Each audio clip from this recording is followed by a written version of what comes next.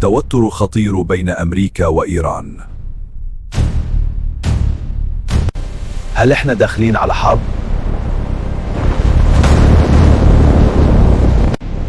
تحركات عسكرية مقلقة والتهديدات متبادلة بين الطرفين. إيران أنت في مأزق كبير، إذا لم تتوقفي ستدفعين الثمن غاليا. ترامب بيزود الضغط على إيران وإيران بترفض التراجع. نرفض التراجع. إيران ستقاوم، لن نتراجع. طب ليه كل ده بيحصل؟ بسبب البرنامج النووي والعقوبات. التصعيد ده ممكن يهدد العالم كله. حرب شاملة؟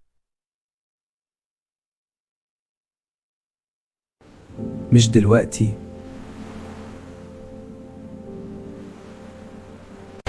لكن أي شرارة ممكن تشعل الموقف. أنت شايف إيه؟ حرب ولا تهدئة؟